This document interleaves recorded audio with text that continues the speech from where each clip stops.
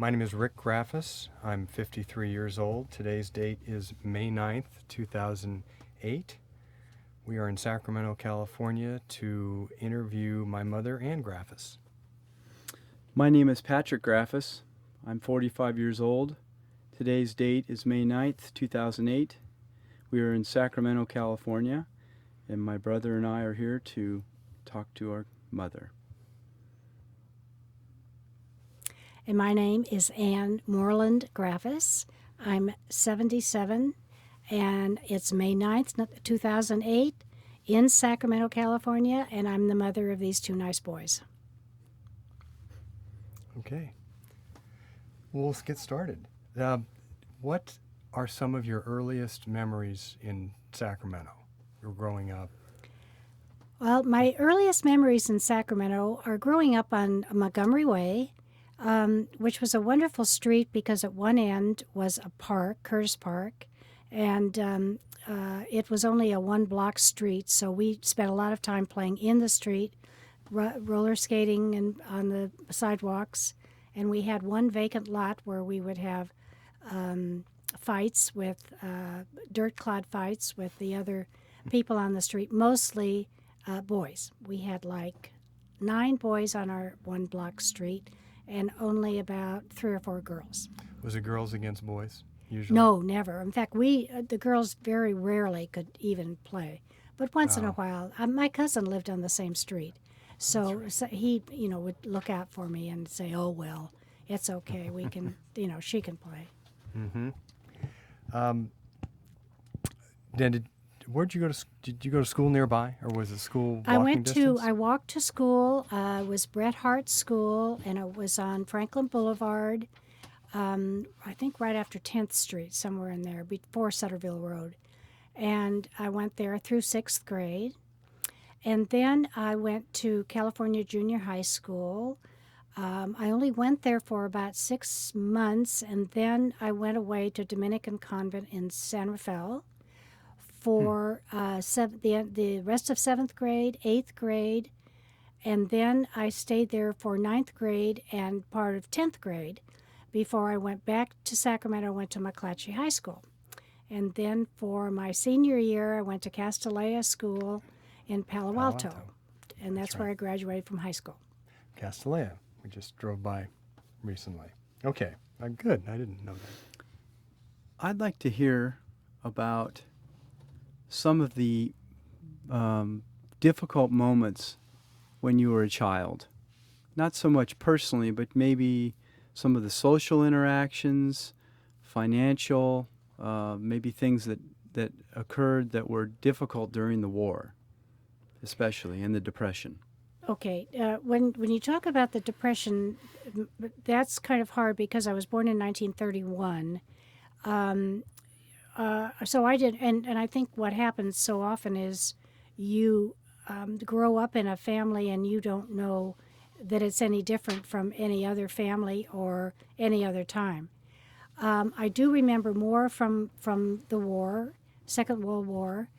I remember having rationing. And in fact, when I would go away to schools, which I mentioned earlier, I would have to take some stamps with me because, of course, they didn't get any extra stamps just because it was a private school. And I remember having some things that we couldn't have much meat, couldn't have ketchup. We couldn't have, we were somewhat limited on our gasoline. However, a business person had a B card, and that meant that you had more gas than, say, a personal car, which was an A car, a sticker on our car. Then also, my uncle lived down the street, and he was a district attorney and a judge, so that he had a C card. So if we wanted to go anywhere with the two families, then we would always take his car, because I think his was unlimited. Yeah, now, was there, so during the war there was rationing, but you weren't living at home most of that time. Well, of course, I was always there in the summers and vacations. I was there. I was there most of the time. yes, there was rationing and things like not only gasoline but like the tires, obviously. Silk stockings. We couldn't have any silk stockings because right. they were used for war purposes. So there were a lot of things we did without. But I think on the whole, everybody else was in the same boat, so it just didn't seem that bad. And we worked at the USO. We knitted and did things for had kind of like coffee clatches where you would go and everybody would sit around and knit a square and we'd send an afghan to a service person somewhere. So that you all kind of entered into the war effort. We had blackout curtains. My father was a block warden, I think they were called. And we had to put our shades down at night and things like that. Not as badly as some people who lived on any of the coasts did. But we did do that. What school did you like best? You went to a couple different high schools. You know, I would say I liked them all. You have so many friends at every place that you go. I didn't really find any of them. They were all different because, of course, I was a different age. McClatchy, I used to walk to McClatchy. We walked to all the schools in Sacramento. I remember one thing that was kind of fun, and that is that they had sort of an underground area that you walked because of the railroad tracks. You had to go underground to get to McClatchy. And but I like the private schools too because I was a boarder, and that meant that I made a lot of really good friends, all day, all night. But so I really liked them all. I thought the Dominican was the strictest with the nuns. You were frightened, kind of frightened of the nuns and their habits. But on the whole, it was just a good experience all the way around. Was it your choice to go to Castellea? Actually, I had a gentleman friend who lived nearby who was at Stanford, and I thought that would be a nice thing to do is to go to Castellea for my senior year. Now, did your parents know that was one of your motivations? Well, Or yeah, thoughts? probably. I'm not sure about that. But it just seemed like it was something that I wanted to do. And I had a good friend of mine who happened to live next door to him, who also went with me. Were you considering going to Stanford? I mean, and was that a Well, closer... most people who went to Castellea did go to Stanford. I knew I would never be able to get into Stanford. I think I might have applied there just because everybody else did, but I applied just to Cal and Stanford. But I really didn't even though my mother went to Stanford and my father went to Cal. So I didn't really feel, too much like it made much difference. But I always really, really wanted to go to Cal. That's a good answer. When you were growing up, what was the biggest thing, or what was the worst thing that you did, and as far as getting in trouble? Well, probably the worst thing I did was go places without telling my parents. And whether it was on a bus, which we took a lot of to come downtown, or whether it was with other girls and boys that maybe I wasn't supposed to go with, that was probably, I would maybe have to stay home for 2 or 3 weeks after that and wouldn't be able to go anywhere, just to remind me that wasn't the way to go. What did you do during summers when you were, say, in high school or junior high school? We would go to Lake Tahoe every summer and rent a place at Homewood Resort, which had little cabins as well. And it was nice. It was right on the lake, and we would go with my mother. My father didn't go very often. My mother would go with a friend of hers named Ruth Hughes, who had 2 boys younger than I, and then I would go too. And often I would babysit for Tommy Hughes and Gordon Hughes while our mothers went gambling. Very nice. But it was nice. Not Lake Tahoe is nice, and it's nice being on the lake and we had very good friends, the Jacobs, about a few doors down, who had a speedboat. And so we were always going all kinds of places in the speedboat. Maybe not always where we should. And I remember one time we did go at night, which we weren't supposed to, and we didn't get home in time because the tides at the lake were really bad, and it took us a long time to get from her house back to my house, and I was in trouble that time too. Because of the forgot about tides, that. yeah. Yeah. Was you up there all summer, pretty much? Not all summer, but probably for about 2 months. So Nice. a big chunk of the summer, and then later on, not growing up, but later on when I was in high school, we would rent a place in Carmel for a couple of months in the summer. But most of growing up, I was in at Lake Tahoe. Because this was generally before air conditioning, I imagine. Yes, we never had air conditioning in the So, house that I lived on Montgomery Way, and then my parents moved in 52. Is that Fieldcrest Drive? To Fieldcrest Drive, right. And we did have air conditioning when we went there. We had a 2-story house, though, on Montgomery Way, and you could spend a lot of time downstairs. Kitchen, there was 1 bedroom, 1 bath downstairs, and the living room. So that stayed reasonably cool. And, of course, there are a lot of nice breezes in Sacramento. And we had patios and backyards and so forth. So we could still get outside. Good.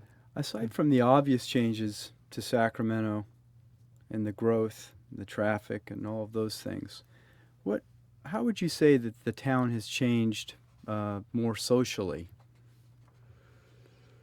Well, see, during the war years, Sacramento was a lot like Fresno when we all went there, in that it was a small town, relatively speaking, a small town. And then when the war came and McClellan Air Force Base, Mather Air Force Base, Beale Air Force Base, it became a much bigger place, much bigger city. And I think what happened, too, is that a lot of new people moved in that had been stationed in that area. And they thought, this is really a nice place to live.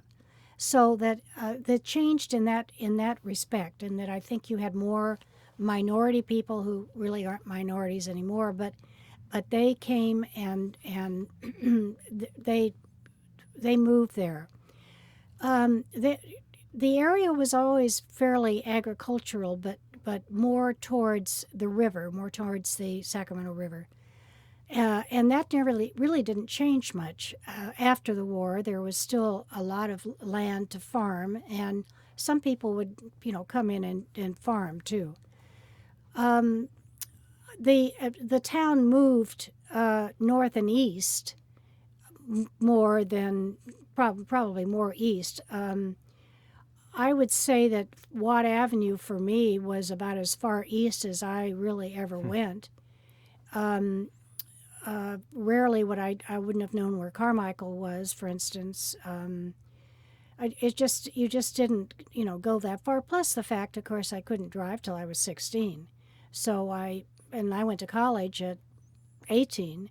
So I was really only had a couple of years there where I spent any time in a car.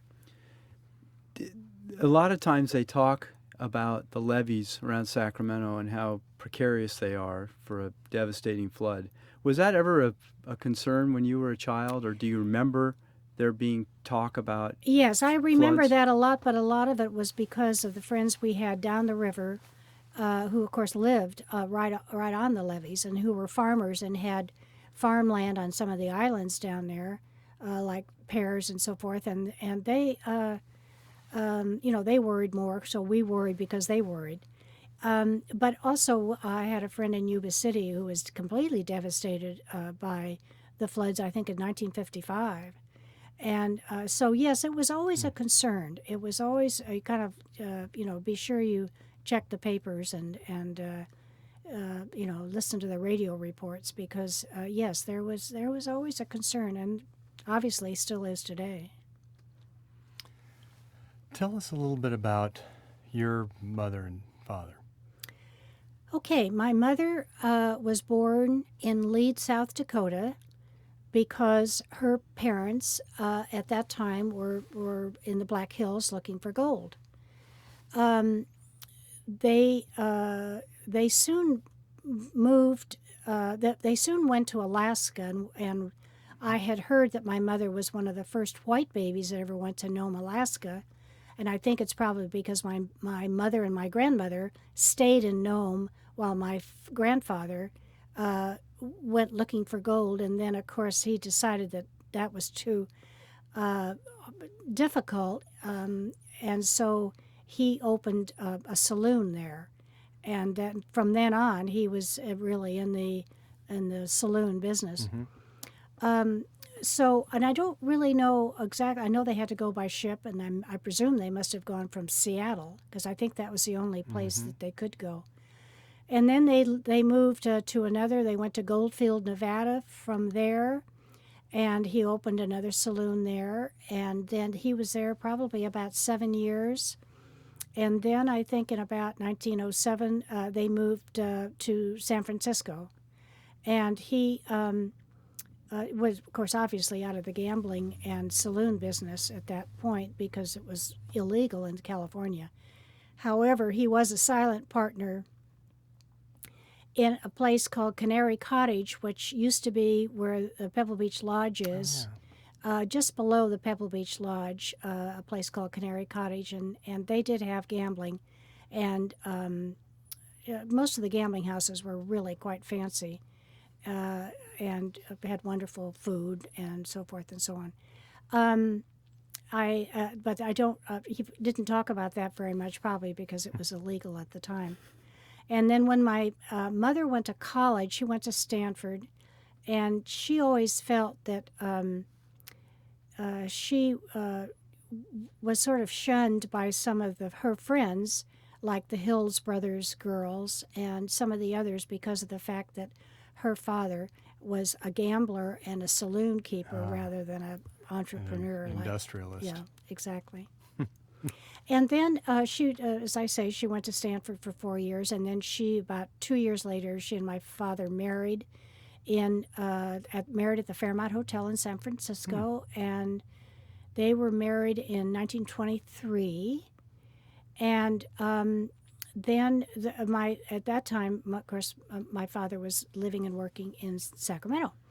My father was born in San Francisco, but his father was born in Charleston, South Carolina, and his mother was born in Nashua, New Hampshire.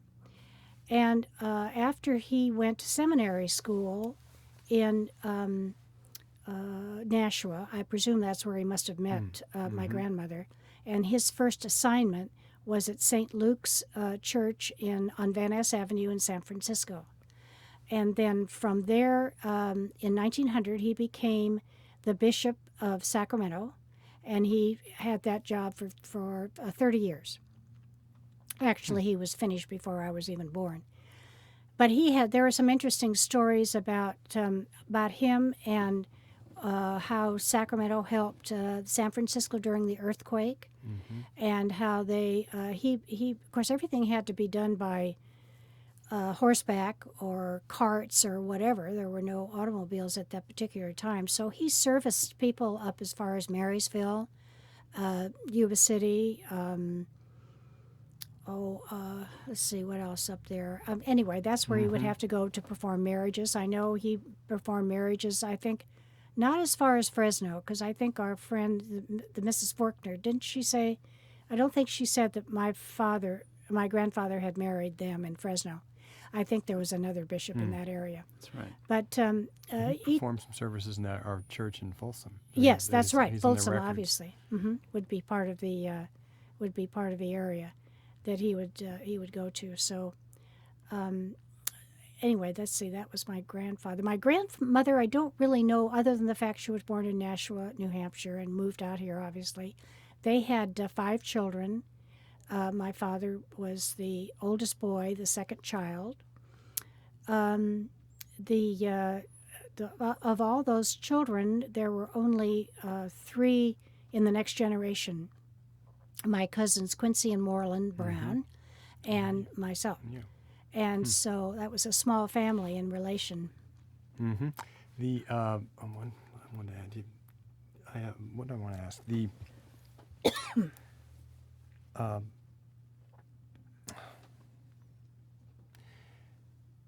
had to do with. Oh, tell me a little about when you and Pop met. I know it was at Cal, but a little more circumstances. Okay. Excuse me. We went to Cal in 49, and he came in January 50. And lost my voice.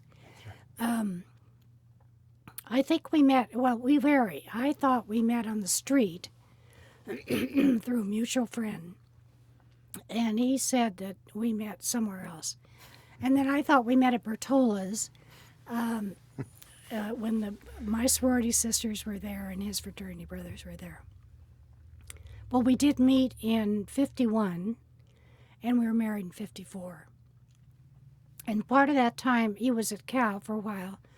And then he went in the service for 22 months and then got out, and then we were married, and then he went back to school until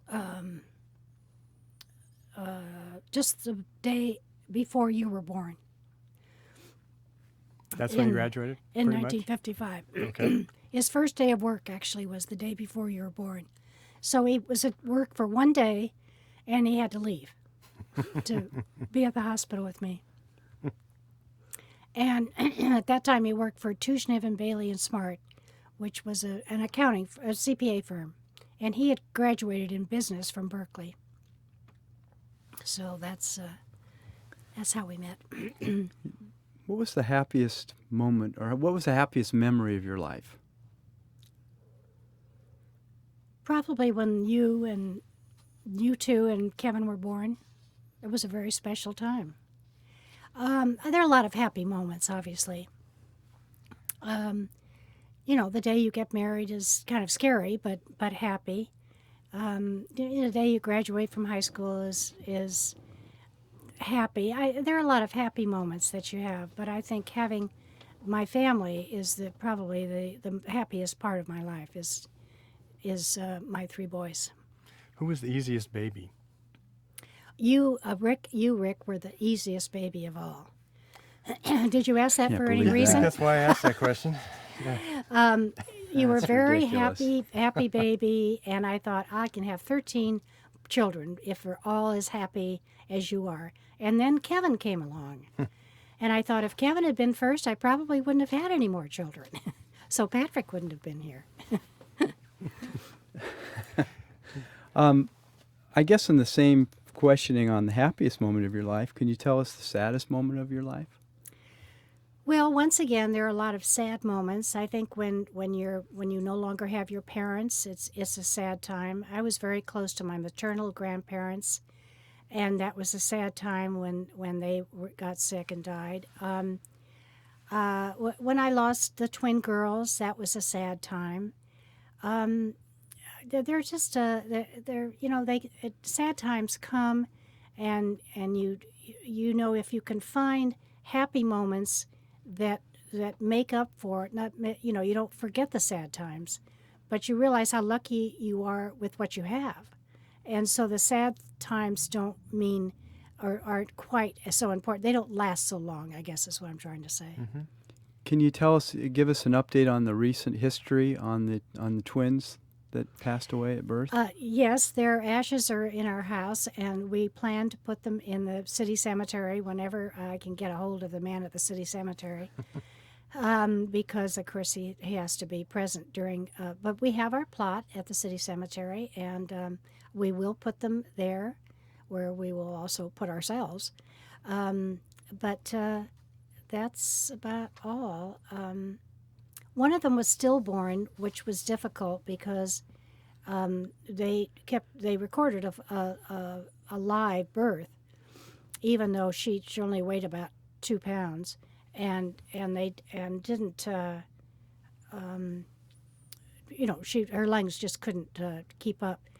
So, but the problem was that for every year on their birthday, the hospital, Alta Bates, would send a card saying, "How happy birthday to your baby," which was always one of the hardest things that they did. How did you go about finding the ashes or the remains? That was really an interesting story because Pop obviously took care of that while I was in the hospital. I know, the obstetrician, Dr. Cam, who was the same obstetrician that you had, not the same one you had Clifford was his name. Anyway, his brother, I think, was in the business somehow and helped Pop find the Chapel of the Chimes in Oakland. I think it might have been in Berkeley at that time, but it was in Oakland later. And they put the ashes there. And we didn't ever really, obviously we both had thought about it afterwards, but it wasn't until I think one of our anniversaries and Pop said, "What would you like for your anniversary?" And I said, "I would like to go find the ashes of our girls." So, of course, that was not easy to do, but he did do it. He found them, and we did go to the Chapel of the Chimes, and we picked them up, and we brought them home. And as I say, if I could ever get together with the man at City Cemetery, we would bury them there. But we will eventually, or you will. Do you feel like there's some closure to that, somewhat? Yes, I do feel like there's closure. I can remember it was very devastating for me at the time, but, I had 2 healthy boys at home at that time, and I had to dwell on them, and they made me happy. So, yes, I think there's closure. I think definitely, I feel much better having them where I know where they are. Mm-hmm. Yes. Who were a couple of your very best friends when you were growing up? And have you stayed in touch with them? Some of them I have. On my street, there was Herb Jackson, and I've kind of run into him because of Patrick and Veronica and the friend's daughter, Herb's daughter. And, you hear about people and another man at the end, Boyd Seymour. Obviously, we've, run into occasionally. As I told you about my cousins living on the same street. Another gal by the name of Virginia Bell, who lived on the same street, and she actually went to Dominican also, although she ended up at Stanford, and then she lived in Southern California. But yes, I would say on the whole we kept up with a lot of them. A lot of them you don't keep up with. Mm-hmm. And I think for a while our parents, who were still friends obviously, would talk about their children, and we would keep up on that way also. And I think probably some of my closest friends now, although I would say I have probably 3 or 4 friends from Sacramento, but my college friends are probably I'm closest to than I am from Sacramento friends. Although, as I say, I do have some 3 or 4 friends in Sacramento that we're close to. How has your life been different than what you imagined when you were a child or growing up? I think what happens when in our generation, you just presumed that you were going to go to college and you were going to get married and you were going to have children. So that's really kind of what happened. I won't say it's any surprise. My parents never moved except when I was in college, when they finally built their dream house. We never moved, and actually Pop's family didn't really either. So I think it was really difficult for me when we moved from Orinda to Fresno. I just had planned on never having to move, so that was kind of difficult for me. It's very interesting how you adjust. My times in Fresno, I have really happy memories, because of course my family was there, and their friends, and I got to know a lot of different people, and they're wonderful people everywhere you go. So I can't, I really can't complain about that. No disappointments. No, not really. It was disappointing when I knew I was going to have to move to Fresno. But no, I adjusted once I got there. The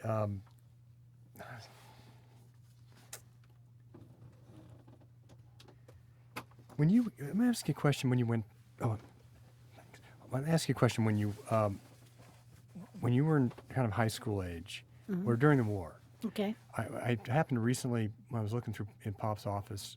He has a couple of your high school yearbooks from McClatchy. Okay. And a very integrated school, I Yes. thought at the time. Oh, very. And different racial groups. Very. But my question was, do you recollections of, I think you went to high school after the war, but of the Japanese internment?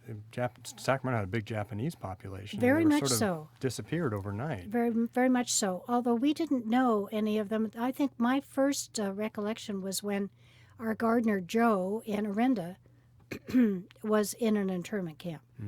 And he was telling us about it. And I can remember, I heard more from him than I did from, say, any of the workers from our friends who had ranches or farms. And I really sometimes wonder how they got along without a lot of the Japanese that worked for them. Mm-hmm. And we did have, we had a Japanese lady who lived with us during the war who was going to school. And she helped out on Saturdays. She would clean the house. But most of the time, she just went to school. Her name was Helen. And she was just, I don't know, I never thought about her as being Japanese, or the fact that maybe her family was in Japan going through, all the traumas that all of us were going through in this country. Do you? I know you went to Europe fairly soon after World War II. We went to Europe. I had my 21st birthday there, so we went to Europe in 1951. Okay. And we went by ship, which was a wonderful experience. Very, very glamorous and exciting, and 4 or 5 days each way. And then, as I say, I had my 21st birthday in actually in England, in London, and we got a car when we went to when we landed in Le Havre, in France. We got a Citroën, and my father and my mother and I drove that through Italy and Germany and everywhere we went. And so then we dropped it off again in Paris and flew over to London, and then we took a boat home from London to New York, and New York back to San Francisco. The one thing that was interesting about when we went over there, of course, I had never flown before, when we flew from San Francisco to New York. And when we got there, I couldn't get a passport because of the fact that when I was born, my parents had written down on the birth certificate Barbara Ann Moreland. I guess they thought that was a nice name. And then they decided to change it before I was baptized to Patricia Ann Moreland. And so, of course, they had no record of any Patricia Ann Moreland. And we were already in New York by the time we finally got the passport, just barely before we left. That was kind of scary. Was there when you were driving around? Was there a lot of evidence of destroyed buildings? Yes, there was a tremendous amount. When we went to Normandy Beach, the ships were still sticking out of the water. Wow.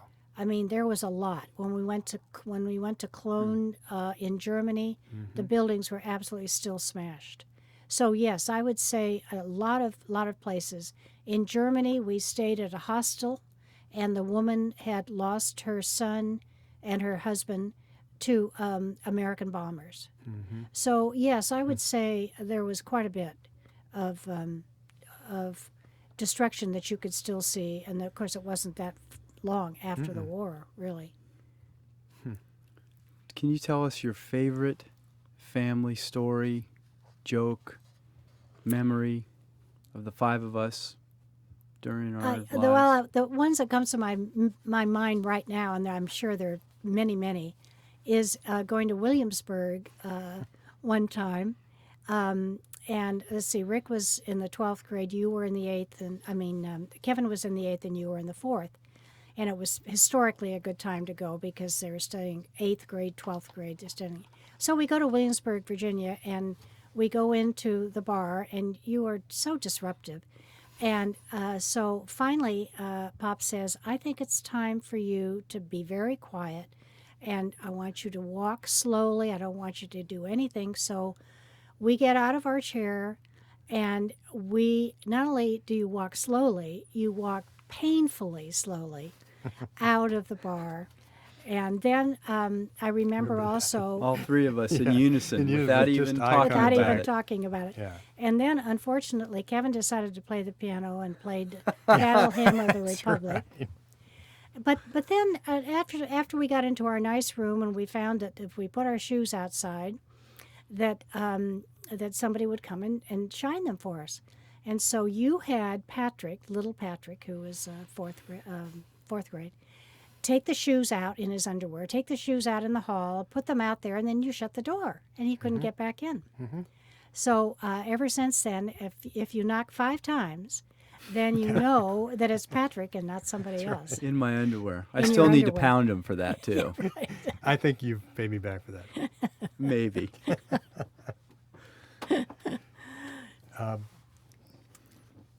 What are there family traditions or other things, people that, aunts, uncles, cousins, you would like your grandchildren to know about, or traditions or people that I think maybe they I haven't think heard most of? of the traditions that I had in my family, I have probably instilled in you as you were growing up. Like the Christmas dinner or Christmas Eve, certain things like that. I think that my grandparents, my maternal grandparents, because he was always traveling and looking for gold or manning a bar, really they lived in a hotel all their life. They never had a home because it was just easier than and safer for my grandmother and my mother to live in a hotel which was protected when my grandfather was working late. On my father's side, their first home, unfortunately, was with his father, the bishop, at the bishop's home and at the cathedral at 26th and M. And so that was, they had a funny kind of tradition in that respect. But we always got together for as many holidays as we could, just because that was just a holiday, a family time. How proud are you of the fact that we've carried on some of these family traditions, and specifically, it goes without saying that you and Pop are proud of the fact that we have families and children now who are accomplished and graduating and moving on to college and graduating from college. Can you just tell us a little bit about the pride and enjoyment of seeing those developments in our lives and in our children's lives? Well, I think it's wonderful to see your son as a father for the first time is just absolutely amazing, and so yes, I have a tremendous amount of pride and in what good parents you are, and what fun you have with your children, which is what I did with you. I think that's the biggest thing. As long as you enjoy your children and they're going to be happy and good children too, because you have strong families, and that's going to be really everything that they build their own lives on is going to be because of the family life that they had. And I think that's I think it's important, and I think our family life was fun to grow up in too. So that's exactly what you're doing now with your children, and as they get into their 20s, it's kind of scary, but it would be fun to be able to see just exactly what's going to happen, with them in their lives and having the children. I'd like to see you as a grandparent sometime. Not right away. Not yet. Not right Not away. yet. Not yet. It's a little early. Well, What do you think holds for in the future for our children and great-grandchildren. Well, you know, it's kind of scary, but I can remember that my parents used to be kind of scared by the way that the country was going at that time. And of course, I think it's kind of scary now. And I worry about them, and of course, I worry about them with jobs and whether there will be enough water for their families, whether there'll be, whether gasoline is going to overtake all of your lives. It's scary. But as I say, I think I can remember my parents, and when we had to be glued to that radio, it was scary when Franklin Roosevelt would make his fireside chats. It was scary then too. So yes, I think it's scary, but I suppose it's just evolution. I don't know. You might be more frightened for your children than maybe I am for them. Yeah. When are the Giants going to win the World Series? I think probably when Phil is a parent. So probably not this year. No. I know you've done a little genealogy research in Goldfield, Nevada, and you went back to South Carolina. Right. Anything about that? Any stories? Any people that you recall that would be fun Well, to it talk was about? interesting in Charleston. It was very interesting in Charleston when I did the research, because the Moreland home is still there, right on the in Charleston, but I know they had a plantation. So I that part was interesting, but there was still, and they have, of course, better history than probably the rest of us. The as far as the Goldfield history, you have to go through so many papers. It's really difficult to do. If you've ever been to a courthouse, you know how hard that is. But it's fun, because every once in a while you run into the family name that you're looking for, and then you really enjoy it. Good. Thank you.